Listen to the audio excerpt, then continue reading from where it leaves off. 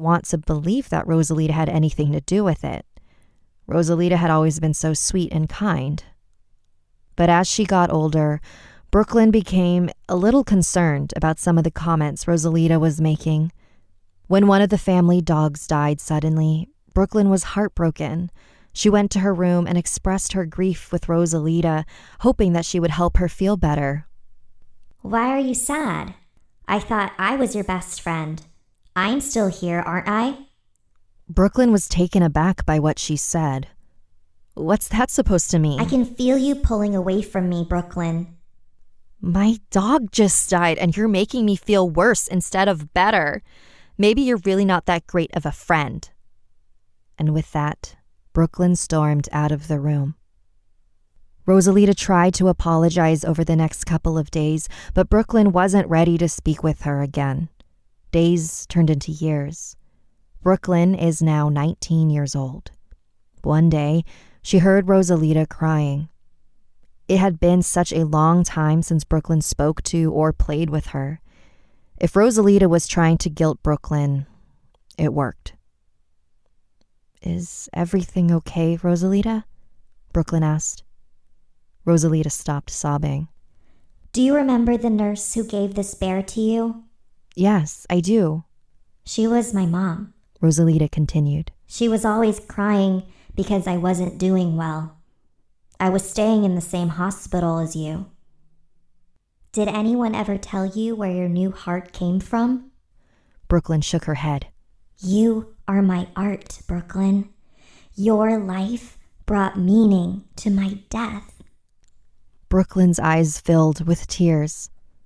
Thank you so much. But you didn't appreciate what I've done for you. What? You always said I was your best friend and that you loved no one more than me. And then for the past few years, you've completely abandoned me, thrown me aside, and replaced me. What? That's not true. So on your 21st birthday, I'm leaving.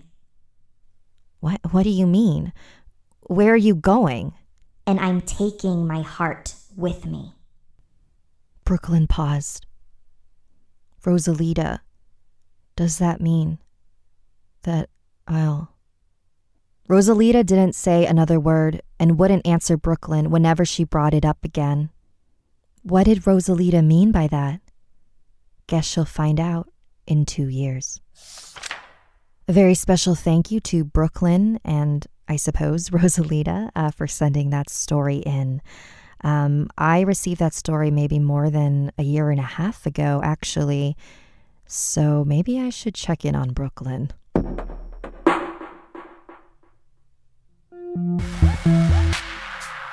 This next story is also inspired by true events and submitted by Layla. Layla had always been somewhat of an outcast at school because of her thin frame and gaunt features. Kids were afraid of her, to say the least. But there were 4 girls in particular who loved to pick on her. They were the most popular girls in school, and their names were Christina, Emma, Jessica, and Jasmine. They would call her horrible names like Demon Girl and Witch. They'd warn all their classmates to stay away from her because she might strike back and put a spell on them. When Layla told a teacher about this, the girls cornered her during lunch period and beat her up. Weeks later, Layla and her family had just moved to a new house. Unfortunately, it wasn't far enough for Layla to switch schools, but the move did excite her somewhat because there was a creepy graveyard nearby, and rumor had it that there was a black wooden hut where a witch lived. So, one night, she decided to visit the hut alone. Led by nothing more than the light from her cell phone, she walked down the rocky path in the graveyard and stood before the small, cobweb-covered hut. There were no lights or sounds coming from inside. Layla reached for the door and pushed it open. Everything was covered in spiderwebs and dust. It looked like no one had stepped foot in there for decades. Layla walked around inside the small, dark shack in fascination, but couldn't shake the feeling that she wasn't completely alone. Then something caught her eye. On the table was a pocket watch. It was the only thing in the shack that wasn't completely covered in dust. It didn't look like it worked anymore, though. It only had one hand, which pointed at 12. Still, Layla thought it was beautiful and interesting, so she put it in her pocket and went back home. The next morning, Layla got ready for school like every other day, but when she went downstairs to eat breakfast, her mom shot her a confused look and asked, "Did you dye your hair?" "No," replied Layla. "Huh, well, something's different about you." Layla ignored her mom's comment and ate her breakfast. When she went to the bathroom after her meal, she caught her reflection. Her mom was right. Her hair was darker. Her hair used to be a light brown, but now it was almost black. And over the next month, her hair got even darker and her skin even paler. Her eyes were almost black as well. And then came the shadow. Every now and then, in the corner of her eye, Layla would see someone watching her. But when she turned to look at it, it would be gone. And every night she would dream that she was watching herself sleep, like she was watching from someone else's point of view. One day at school, Layla was trying to get to her classroom without one of her bullies noticing, but failed. Christina headed straight for her and immediately began throwing rude words in her face and shoving her. As Christina walked away to her next class, Layla muttered under her breath, "I wish you would be out of my life forever." She pulled out the pocket watch and rubbed the engravings. Looking at the watch always made her feel calmer. Layla was both relieved and surprised when none of the girls came near her the rest of the day. The next day, Christina didn't show up to school. Rumor had it that her parents had last minute decided to move back to Shanghai. What an amazing coincidence, Layla thought. She pulled out her pocket watch and noticed something odd. The cover was flipped open, and the hand was now pointing at 1. It had moved. The next day, Jessica was in a terrible car crash on her way to school and ended up in a coma. Layla was in shock at the horrible accident, but also felt a bit relieved now that she could walk the halls without so much pestering. Layla felt awful about her feelings, so she rubbed the pocket watch again. But she noticed something. The hand had clicked to 2. Layla thought the pocket watch was finally back to working order and was just moving slowly. But then the next day, Jasmine had gone missing. No one could find her. That was 3 of Layla's bullies gone. And sure enough, when Layla checked the watch, the hand had clicked to 3. These girls had always given Layla trouble, but she never wished this on them. She threw the pocket watch in the trash, but it just reappeared in her pocket. Eventually, anyone who had ever given Layla a hard time had something unpleasant happen to them.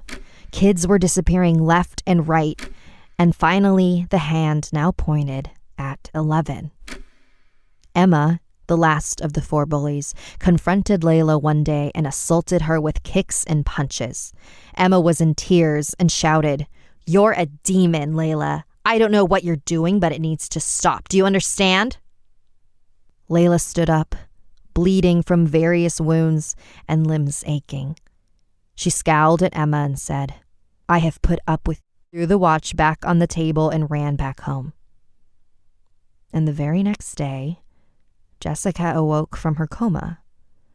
Jasmine had been found and reunited with her family. Even Layla's hair and skin were returning to their original colors. The curse was broken, and things were back the way they were. Well, maybe not quite. Everyone at school was talking about how Layla somehow put a curse on those who wronged her. People believed it and steered clear from her, for real this time. Layla devilishly smiled. No one dared mess with her again. A very special thank you to Layla for submitting that story. Kids can really be cruel sometimes, and I'm sorry that you were picked on so much, but I am glad that that is no longer the case anymore. I would like to know if that pocket watch and that hut is still in your neighborhood. So if you're listening to this now, Layla, email me a follow-up.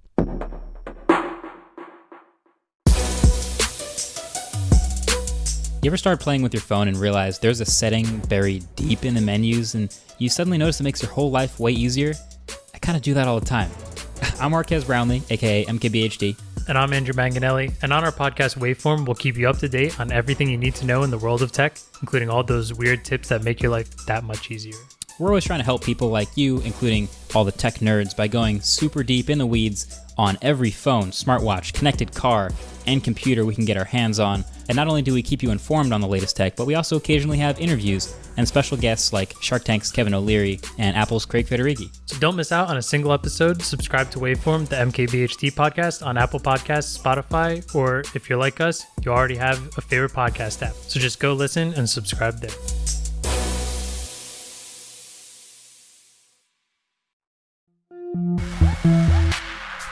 And our final story for today is about a doll that I am almost positive you have heard of before. Her name is Annabelle, and this is her story. In 1970, a young woman named Donna was turning 28, and for her birthday, her mother gave her a seemingly harmless Raggedy Ann doll that she purchased from a secondhand store. Both Donna and her roommate Angie were nurses, and so they were out of the house most of the time, leaving the doll in the apartment alone. They didn't think much of their new roommate until strange things started happening.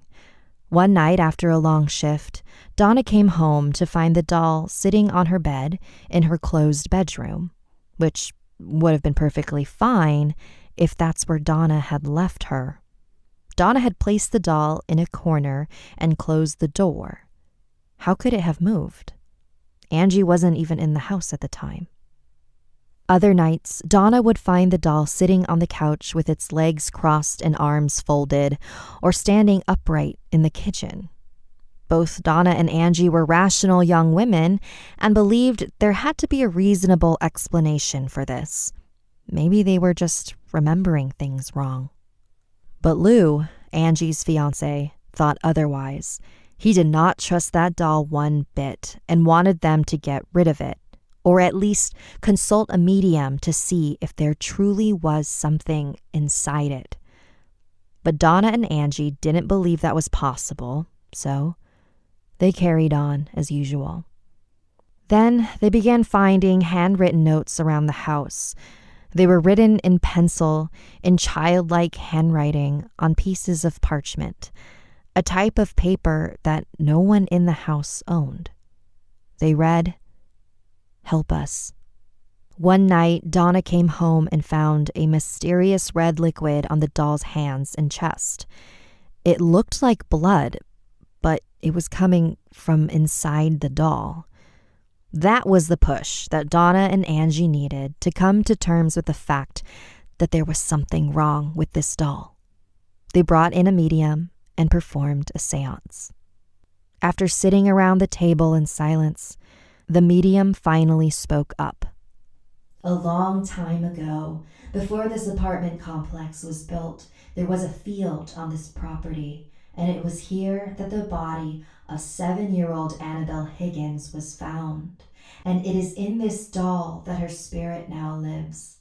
She trusts you and just wants to be around you. Donna and Angie felt sorry for Annabelle and decided to let her stay in the apartment with them. Lou, however, was not happy about that at all. One night, it was just Lou and Angie in the apartment, packing up for a road trip they were leaving for in the morning. Lou was walking to the kitchen and past Donna's room and heard shuffling coming from inside. Donna wasn't home, so who could it be? Lou threw the door open. There was nobody there. Nobody human, at least. He walked inside and saw Annabelle sitting in the corner of the room. As he walked towards her, he got this burning feeling, as though someone was standing behind him. He looked around to find nobody. He turned back to Annabelle and then felt the burning again, but this time on his chest. He lifted his shirt to find 7 distinct scratch marks singed into his skin. The following morning, they called a priest, who then called Ed and Lorraine Warren, renowned demonologists. Lorraine examined the doll, and as she did, her face turned to horror. Lorraine sat down with Donna and gently explained the issue. This doll is not possessed. Demons only possess humans. This entity was using this doll to manipulate you and moved it around the house so you would pay attention to it. Then it tricked that medium into telling you that it was the spirit of a harmless young girl. Donna hesitated, trying to process the information. Finally, she spoke up. So, what does it want? Lorraine took her hand in hers. Your soul. A priest performed an exorcism on the apartment, and the Warrens took Annabelle home with them in a bag. Knowing what this entity was capable of, they made sure to avoid the highways on their way home, since Annabelle would no doubt try to sabotage their drive. And they were right. Along the way, the car's engine continuously stalled. So was Annabelle truly dangerous, or is all of this an elaborate hoax? If you're the type who needs to see to believe, you can actually visit Annabelle at the Occult Museum, a section of the Warrens' Connecticut home where they store haunted relics collected from the many cases they worked on. She's kept locked in a box with multiple warnings. One skeptical visitor made the one fatal mistake of mocking the doll, tapping her glass case and daring her to do her worst on him. When he left the museum, he got into a terrible motorcycle accident and died 3 hours later. Whether or not the Warrens created that story as a cautionary tale, would you really want to test it? If you have a story you'd like to submit, send me an email at somethingscary@snarled.com. Don't forget to watch the video version of Something Scary over at youtube.com/snarled. And if you'd like to join our Patreon, visit patreon.com/snarled. Until next time, sweet dreams.